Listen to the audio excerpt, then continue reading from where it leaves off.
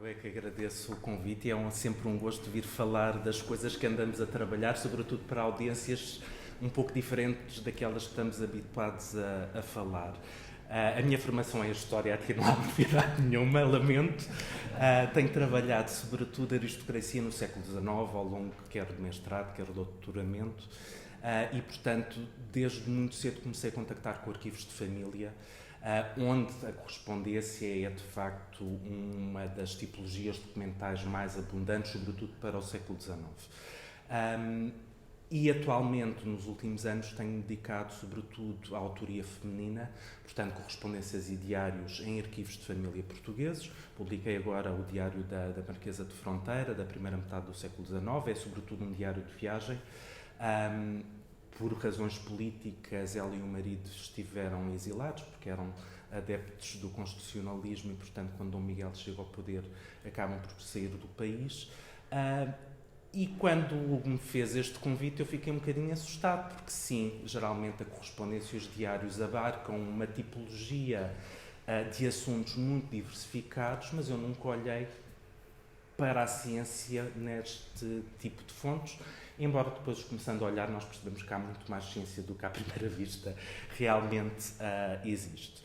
No entanto, aquilo que o Hugo pretendia e que eu tentei vir aqui ao encontro foi pensar como é que nós podemos trabalhar este tipo de documentação de forma a tirarmos o maior sumo possível e pensar em questões que estão associadas a algumas dificuldades que vamos tendo e como é que nós podemos resolver. Portanto, isto acaba por ser, por um lado, o resultado das muitas leituras que fiz ao longo destes anos todos, mas também muito da minha experiência pessoal, que muitas das vezes vai contradizer esta teoria e, portanto, é entre esta duplicidade entre a teoria e a minha prática que eu vos trago aqui. Portanto, vou sempre que possível trazer muitos casos práticos e exemplos concretos para nos ajudar a pensar estas questões que aqui temos. E, portanto, começando desde logo do ponto de vista historiográfico, perceber em que medida, porque durante muitos anos e até quase ao século XX, a história foi sobretudo uma história política, ou seja, aquilo que os historiadores que ainda não tinham desenvolvido propriamente um método científico como nós os entendemos hoje em dia, olhavam sobretudo para os indivíduos, para os grandes heróis e como é que estes grandes heróis foram transformando o decorrer da história. E, portanto, estamos a falar sobretudo de uma história política. A partir ali dos anos 20, do final dos anos 20, houve dois historiadores, Lucien Lefebvre e Marc Bloch, que tentaram subverter um pouco esta lógica com uma nova escola, a Escola dos Annales, para trazer aqui outros aspectos, nomeadamente a história económica, a história social e também os aspectos da vida cotidiana, e demonstrar que estes aspectos são tão importantes e ajudam também a explicar a própria história política, ou seja, são entidades que não estão completamente desfasadas, mas que estão interligadas e que nos ajudam a compreender a própria linguagem política.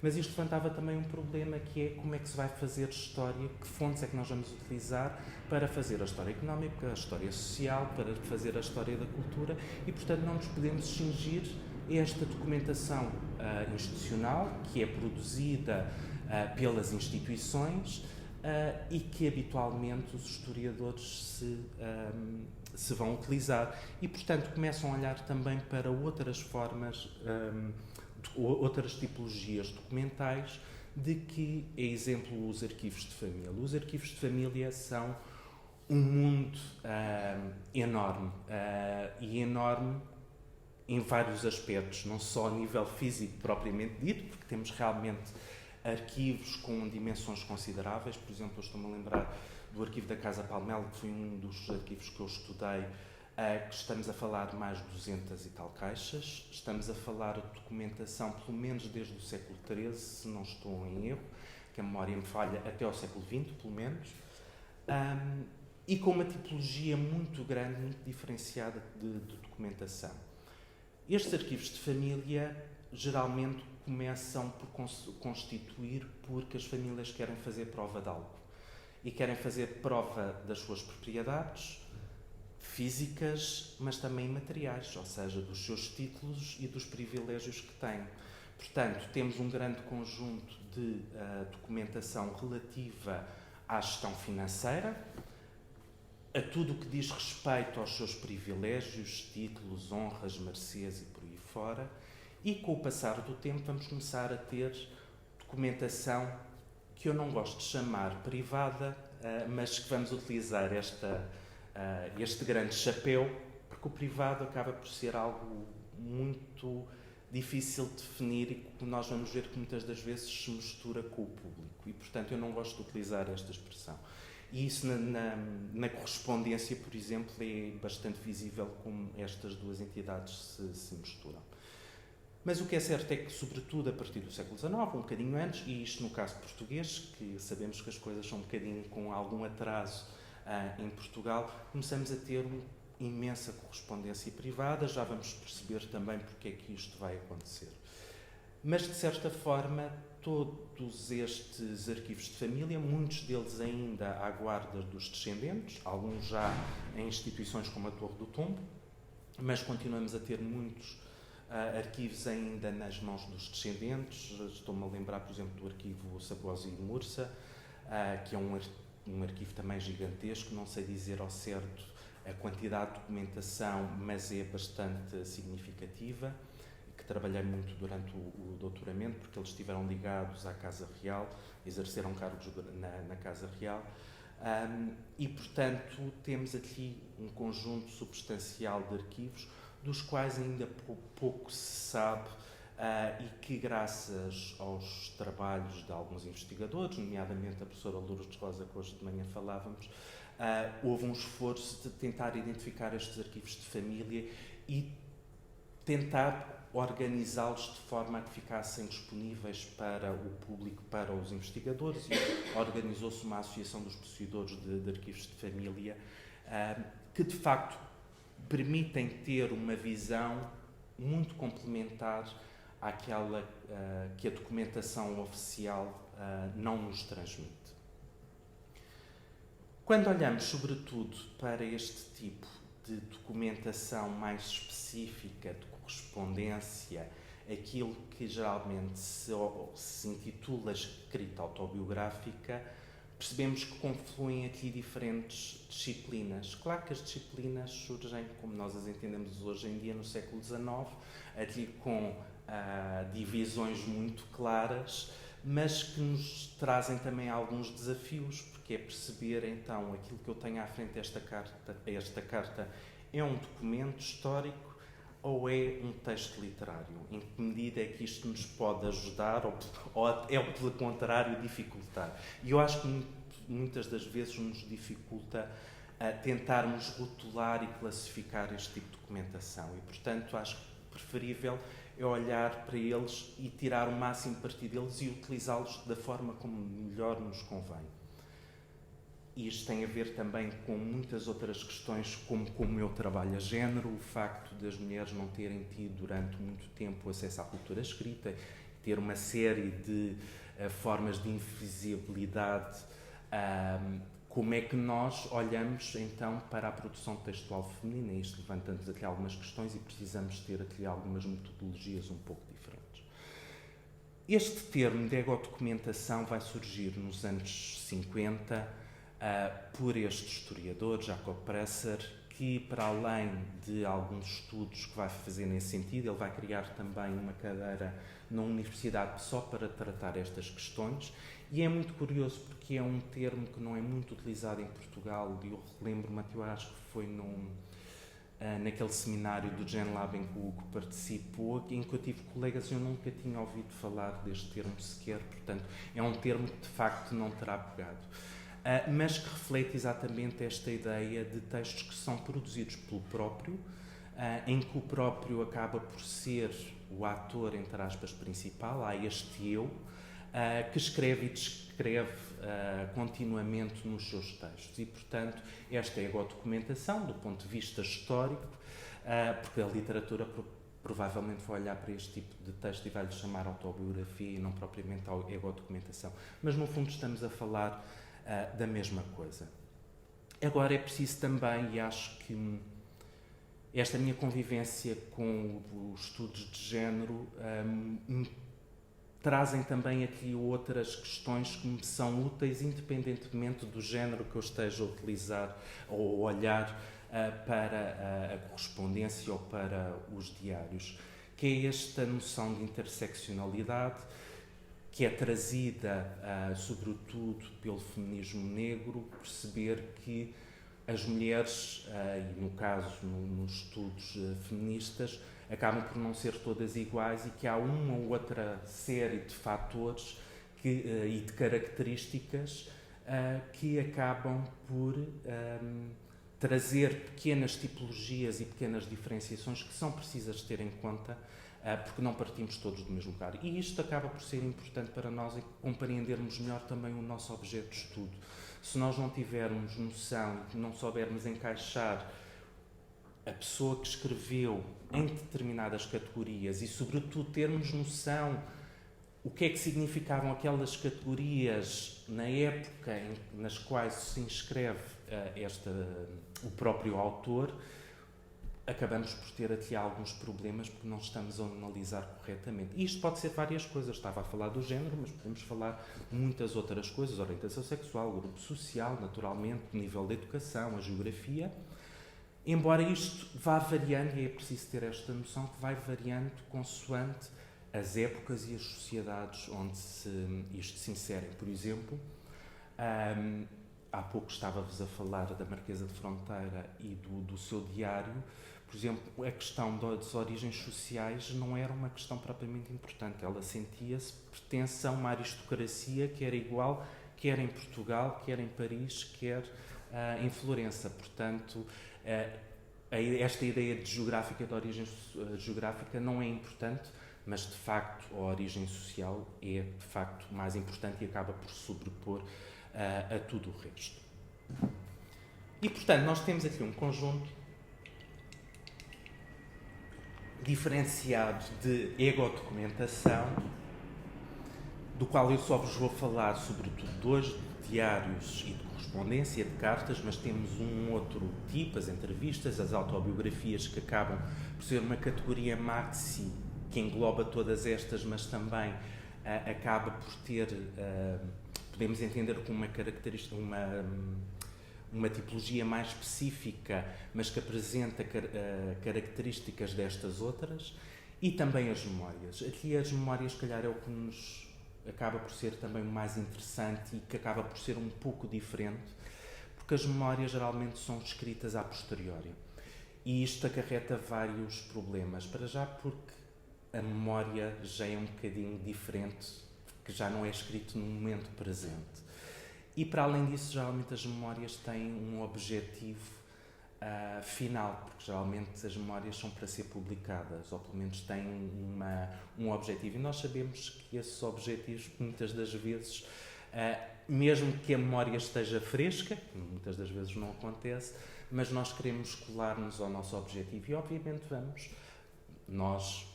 o nosso sujeito autoral vai escolher aquilo que vai falar e que não vai. Claro que quando nós olhamos para as cartas e para os diários, nós também sabemos que há uma escolha, não é?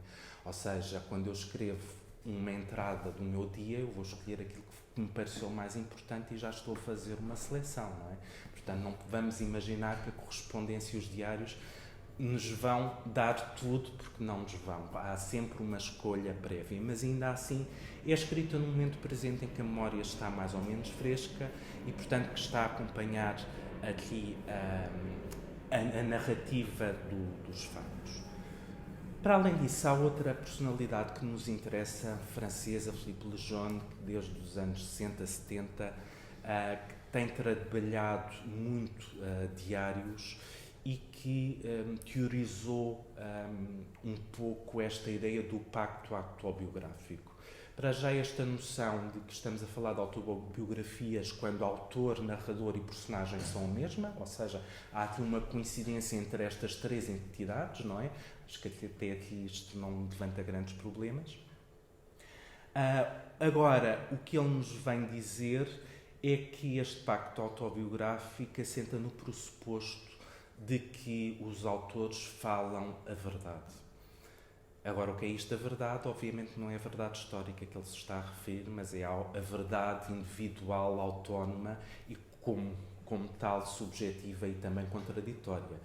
Agora, portanto, é a verdade do autor, que naturalmente tem de ser sempre contraposta com outro tipo de fontes, mas não deixa de ser a verdade do próprio autor. Portanto, no momento presente, quer nas cartas e diários, experiências fragmentadas, porque há uma escolha daquilo que é escolhido ser passado a escrito, muitas das vezes incoerentes, ou seja, não estamos à espera, e sobretudo em diários, de que tenhamos propriamente um início, princípio e fim, porque as coisas são geralmente faladas no decorrer do pensamento.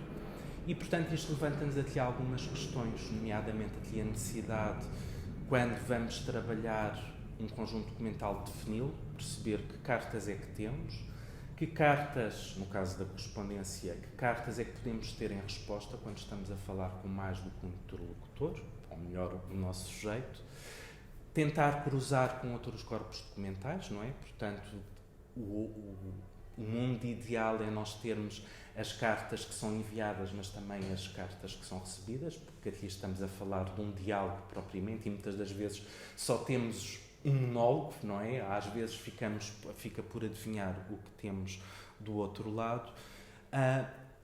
E há outras duas questões que são fundamentais. Para já, compreender porque é que a pessoa está a escrever naquele momento.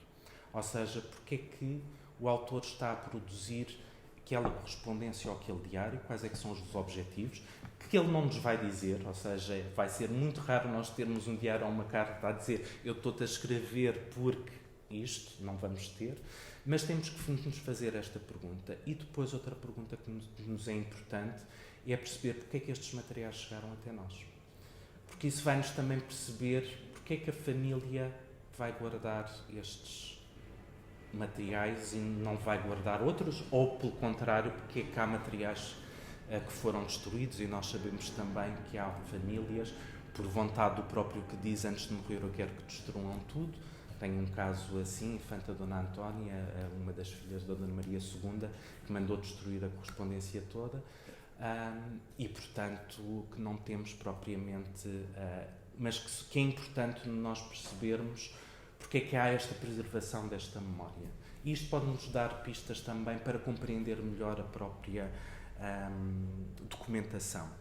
E depois olhar para esta documentação, e eu trouxe-vos este caso, que é sintomático, porque vocês olham para aqui e vocês diriam, a priori, é um livro, é um diário, não é? Mas não. Isto é um conjunto de correspondência que foi encadernado.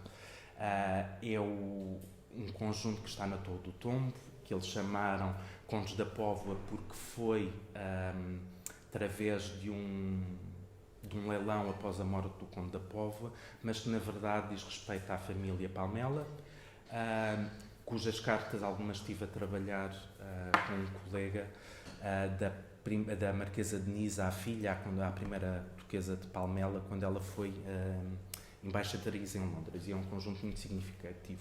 Mas isto levanta-nos aqui a questão, é porque é que estas cartas se mantiveram nesta forma, não é? Porque é que houve alguém, alguns, que não sabemos se foi a própria quando recebeu as cartas que as mandou encadernar, ou se foi alguém posteriormente, mas que nos levanta a pista, que é a manutenção da memória, para que elas não se percam, para que seja mais fácil manuseá-las e lê-las quando nos bem entendermos, porque é muito mais fácil ler um livro do que pegar num conjunto de cartas que se podem perder e dispersar. E, portanto, tudo isto nos pode levantar aqui algumas achegas que nos sejam úteis.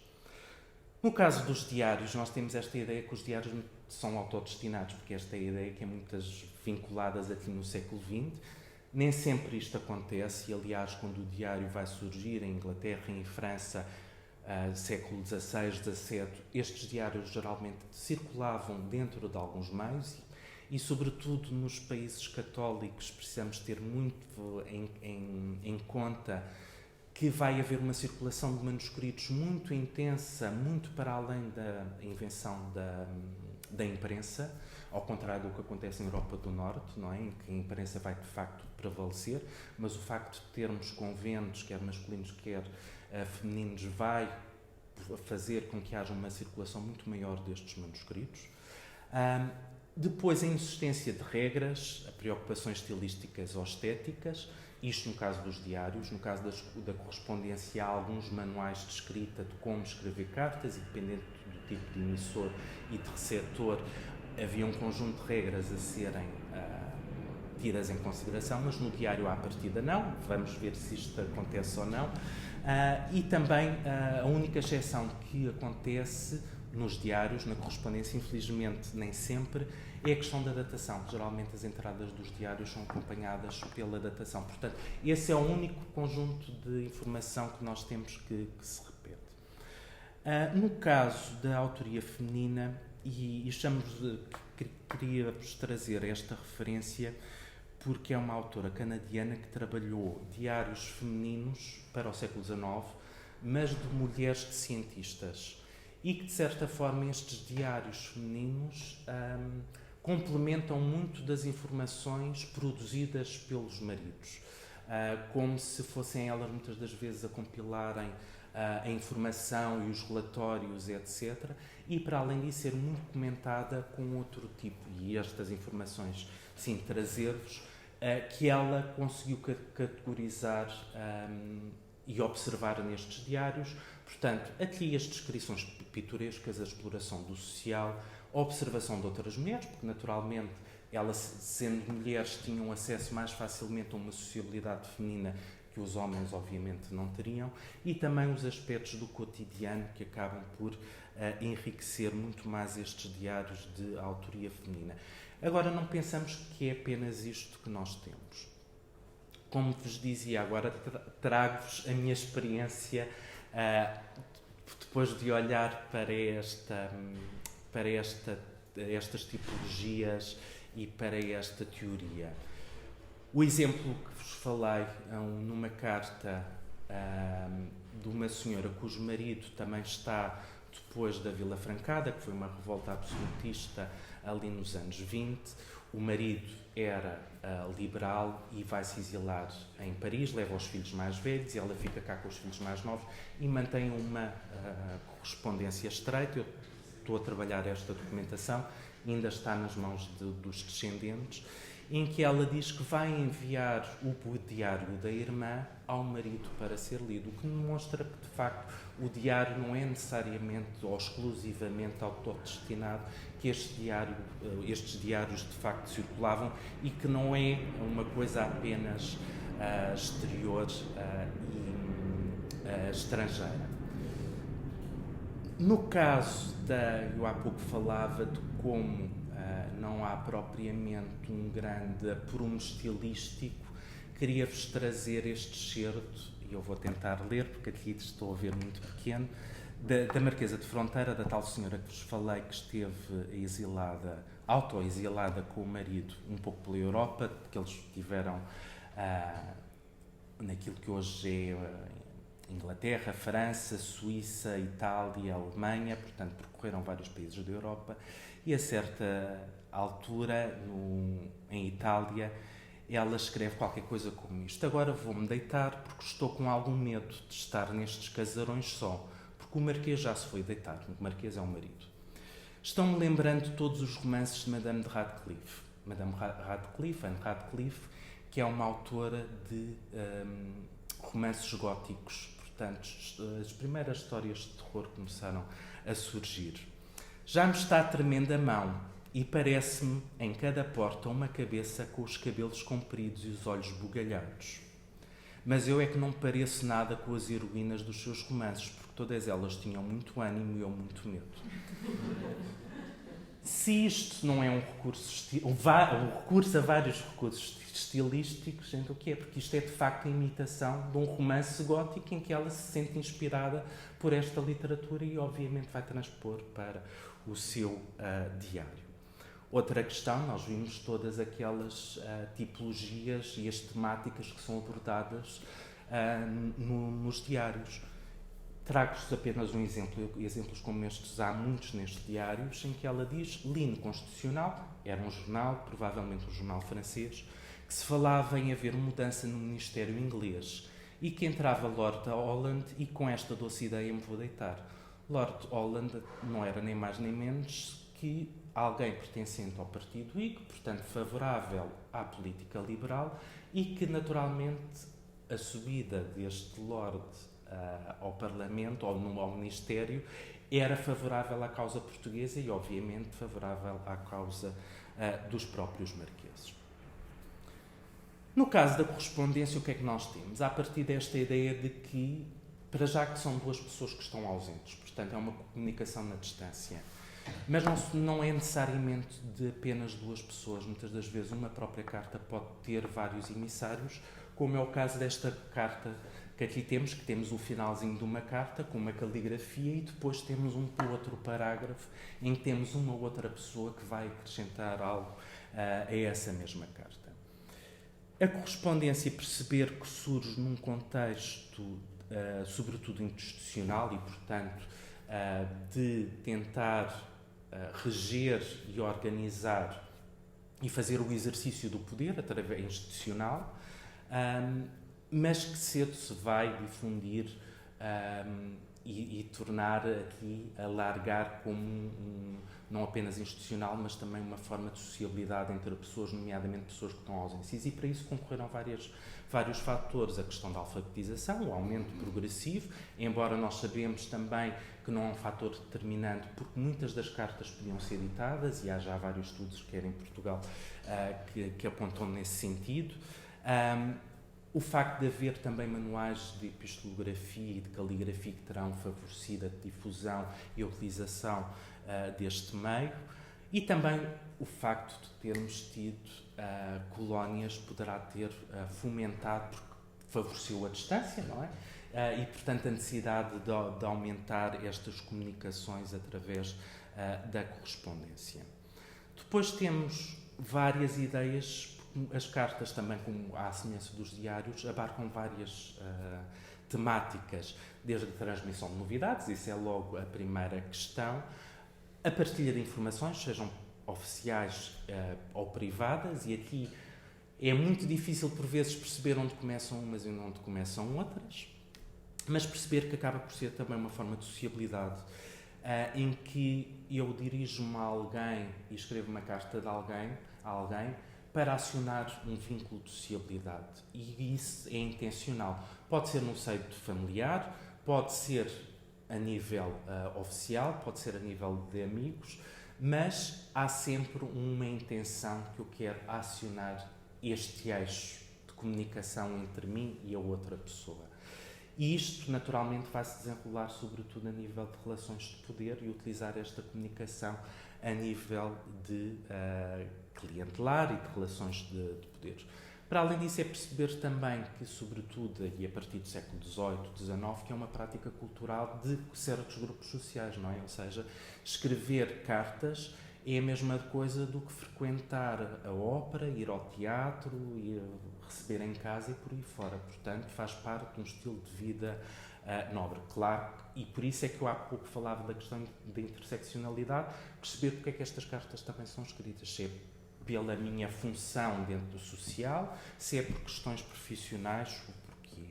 No caso da escrita feminina, temos aqui também outras duas questões, que para já fazia parte também da sua educação e era uma forma de estimular, porque há uma diferença de educação e não era permitido às mulheres escreverem tudo, cartas tudo bem, fazer leituras pias e religiosas tudo bem, mas se calhar mais do que isso não, portanto, sim senhora, escrever cartas fazia parte da sua educação. Para além disso, era também uma forma de afirmar a sua voz autoral e como é que é isto e perceber como é que, o que é que eu me estou a referir, e trago-vos aqui alguns exemplos que tenho trabalhado recentemente. Um deles é da Marquesa de Chaves, que é uma figura muito sui generis, porque ela casa com um absolutista e acaba por revoltar algumas vilas do norte do país, nomeadamente Vila Real e Chaves, a insubordinar as forças militares que aí estavam acantonadas para o lado absolutista. Aclama Dom Miguel, acaba por ter um papel político importante, porque ela própria acaba por demitir as entidades locais e nomear umas outras, mas é muito curioso porque ela, durante todo este percurso, está em correspondência direta com as infantas portuguesas que casaram em Espanha, também elas absolutistas, e com outras identidades espanholas absolutistas com as quais trocava informações e, de certa forma, trazia simpatia para a sua causa. E apesar de nós não termos as cartas dela, temos só as cartas que lhe terão sido enviadas por algumas destas infantas, mas temos a notícia de que ela terá enviado cartas para o bispo de Valladolid, que leu na Universidade de Valladolid a sua carta, ou seja, numa leitura pública, e, portanto, perceber o alcance de uma mulher cuja carta é lida numa cerimónia pública aqui ao lado, em Espanha, e onde, obviamente, as suas ideias e o seu apoio à causa absolutista é efetuado. Outro exemplo é o da Dona Leonor da Câmara, também aristocrata. Ela foi nomeada preceptora da Dona Maria II, ainda como princesa, e acompanha durante ainda alguns anos, 7 anos, se não estou em erro, 5, 7 anos, e acompanha entre Londres, Rio de Janeiro e depois Paris, e no regresso a Portugal é afastada. Dom Pedro acaba por demiti-la do serviço da rainha, porque Dom Pedro vai sanear toda a gente que tinha servido a casa da Dona Carlota Joaquina e Dom Miguel, portanto faz um saneamento político, e a Dona Leonor da Câmara tinha servido na casa da Carlota Joaquina, e como tal havia era no mínimo dúbio a sua permanência. E a Dona Leonor da Câmara não faz mais nada, embora tenha sido despedida e o Dom Pedro dá-lhe uma mercê de um conde de reis e a banda da Ordem de Santa Isabel, que era uma ordem honorífica bastante importante, que ela vai recusar. E vai escrever 2 cartas, uma ao próprio Dom Pedro, outra ao Ministro do Reino, e não se limita a isso, ela faz publicar também estas cartas, portanto, em português e em francês, e estas cartas circulam, pelo menos em Portugal, muito provavelmente em França e provavelmente também em Inglaterra, e, portanto, percebemos como é que, através de uma carta, a mulher faz vincular as suas ideias. Por outro lado, a questão clientelar. Este caso é mais sintomático, que é a Condessa de Mursa, que vai escrever à Rainha Dona Maria Pia. A Condessa de Mursa era irmã da Condessa de Sousa Coutinho. A Condessa de Sousa Coutinho tinha sido dama camarista de 3 rainhas, Dona Maria II, Dona Estefânia e Dona Maria Pia. É o recorde dela, esteve ao serviço quase 50 anos. E entretanto morre, e quando o Dom Carlos está para casar e é necessário formar uma casa para um novo casal, portanto para Dom Carlos e para a princesa Dona Amélia, a futura rainha, a Condessa de Mursa vai interceder em nome do genro, o futuro Conde de Sabugosa, e vai dizer: a minha irmã, quando era viva, gostava muito e dizia-me que o Conde de Sabugosa tinha todas as condições para exercer um ofício na casa do príncipe, e eu acho que ela ficaria muito contente, e ela toda a vida esteve ao serviço da Casa Real e, portanto, vai interceder. O que é certo é que ela não consegue que o genro sirva a casa de Dom Carlos, mas tanto ele como a mulher vão servir para a casa da Dona Amélia, e, portanto, e só depois, mais tarde, ele passa para a casa do rei. Mas, portanto, perceber como, numa sociedade onde naturalmente o clientelismo é existente, como estes vínculos clientelares são utilizados. Depois, a questão, e já estou a ver que estou a falar muito, a questão da censura, e de perceber como é que esta censura tem um impacto na escrita e na redação das cartas. Para já porque nós temos, de facto, ideia de que havia censura e, pelo menos em Portugal, há um gabinete que se chamava, e a ver se eu não me engano, Real Gabinete Particular, que era um gabinete dos Correios e cujo objetivo era uma espécie de uma polícia secreta que fazia abertura de cartas. E aquilo que nós vamos ter era exatamente uma carta, ou melhor, 2 cartas que são dirigidas à Marquesa de Chaves, que eu vos falei anteriormente, que são abertas e que são remetidas ao Ministro do Reino na altura e que demonstra exatamente como é que esta censura poderia ser feita, mas que impactos é que isto poderia ter depois também na vida das pessoas. Outro caso é, por exemplo, da Dona Leonor da Câmara, que já vos falei, em que ela escreve a uma das primas, filha da nossa conhecida Marquesa da Lorna, porque ela era sobrinha da Marquesa da Lorna, em que diz mesmo, diz-me tua irmã que as cartas que vão para ela são lidas por mais alguém. Tomara eu saber por quem, e daqui por diante hei de pôr 2 chinetes para que as não possam abrir sem quebrar algum e logo assim se conhece. Portanto, de alguma forma tentar precaver-se contra esta abertura de cartas. Faz tu o mesmo e quando não vires o sinete bem marcado, conhecerás que foi aberto e eu farei o mesmo. Isto é necessário aclarar. E agora o que ela diz a seguir. Porque me faz conta bastante saber em que estilo hei de escrever. Eu não falo nem uma palavra em política. Agora eu pergunto, se ela não falasse em política, estava preocupada com o quê, não é? Mas em ti, em mim, nos nossos, fazia-me conta falar com desafogo, principalmente porque tua mãe, e depois continua. Mas, portanto, percebemos que há aqui um acautelamento disto. Devo-vos dizer, naquele arquivo que vos falei dos contos de Sabugosa e de Mursa, que estou a falar só de correspondência da Rainha Dona Amélia de mais de 1000 cartas. Eu não encontrei uma única carta interessante da Rainha Dona Amélia. Porque ela sabia que as cartas podiam ser, e que são cartas perfeitamente do cotidiano, do dia-a-dia, sem uma única informação de interesse. Porque eles sabem que as cartas podem ser lidas e podem parar a outras mãos. Depois temos outra coisa que é quem recebe e quem escreve a carta está muito dentro dos assuntos. Recorre a iniciais, a alcunhas, a petitnoms, às vezes porque são esses os nomes que utiliza no seu cotidiano, mas às vezes também por causa desta censura.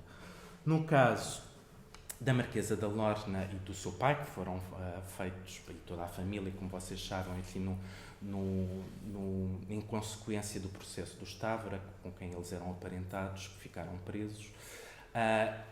Pai e filha, sobretudo, correspondem-se muito, mas o pai chama-lhe a atenção que é preciso tomar algumas precauções, porque falar de pessoas que ainda para mais são amigas deles pode colocar essas pessoas em maus lençóis e, portanto, arranjar uma espécie de cifra para falar destas pessoas. Então vão utilizar nomes de autores da época para falar das pessoas, das suas relações. A Condessa do Vimiero, que também era uma escritora com quem a Marquesa de Lorna se correspondia, um pouco mais velha, era, por exemplo, a Madame des Ollières, que era também outra escritora de origem francesa, e temos outros nomes, o Flint Elísio também, e por aí fora, mas o mais giro é o que temos depois no fim, que é, o Senhor Infante não se deve nomear nunca, senão por Pedro da Silveira, portanto, futuro Dom Pedro III, nome que não dá nos olhos, El Rei, a mulher, e o Marquês de Pombal, o marido. Portanto, era a forma de esta correspondência ser feita e passar perfeitamente por... sem levantar muita atenção. E isto está estudado pela professora Wanda Anastácio, ela tem um artigo exatamente sobre esta correspondência de celas. Depois temos outros rasurados que encontro em muita correspondência, encontro no diário da Marquesa de Fronteira e da Lorna, às vezes são parágrafos inteiros, que nos colocam questões que é quem é que faz estas rasuras? É o próprio anos mais tarde? É os familiares diretos depois da sua morte? São os descendentes passados há alguns anos? Quem é que faz estes rasurados e quais é que são as intenções? E será que algum dia vamos conseguir através, sei lá, da tecnologia, conseguir ver o que é que estava aqui rasurado. Mas isto levanta-nos alguns problemas, para já não só apenas perceber o que é que lá estava escrito, mas também o que é que, o porquê e quando é que isto foi feito. E depois também aqui esta autocensura, e para acabar, porque acho que já temos aqui muita matéria para debate e para questionar, uma carta que o Conde Sabugosa, aquela pessoa cuja sogra tinha intercedido junto à Dona Maria Pia, que escreve à mulher. Eles na altura já estavam ao serviço da Rainha Dona Amélia, embora aqui já não me recordo exatamente, ainda não eram rei e rainha, portanto isto é em 86, ainda como príncipes, mas portanto ela era dama camarista e ele era vedor e mordomo-mor da princesa. E que ele escreve, ele estava de serviço ao paço, o serviço era rotativo, geralmente à semana, e portanto durante aquela semana eles iam viver com a família real e estavam diariamente em contacto com a família real. E desta vez ela não estaria de serviço, estaria só ao marido, mas está a dar conta à mulher do que é que se estava a passar. Os condes de Seixal, em vez de fazerem despesa como nós, fazem de certo uma enorme economia, a julgar pela travessa de iguarias que hoje vem entrar para o quarto dos pequenos e da mestra. Portanto, os Seixal também estavam de serviço e, em vez de mandarem vir coisas da sua casa, não era o próprio palácio que estava, não só quem estava de serviço, mas a família toda. E a família toda até incluindo os serviçais, pelo menos da mestra. Portanto, estão só alojados e alimentados. Ignore-se os contos de São Mamede, que eram outros camaristas, comem à mesma manjedoura. Ou seja, na Casa Real, não é? Rasgue esta carta porque me sinto com muito má língua. A mulher não rasgou esta carta, não é? Esta carta permaneceu. E que nos faz... Porquê é que esta carta permaneceu? Quando há instruções para que seja rasgada.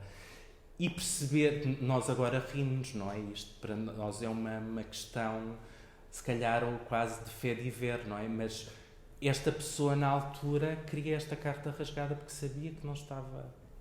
que se caísse em más mãos, isto não poderia ser muito bem entendido. Não, vou-me calar. E isto acho que...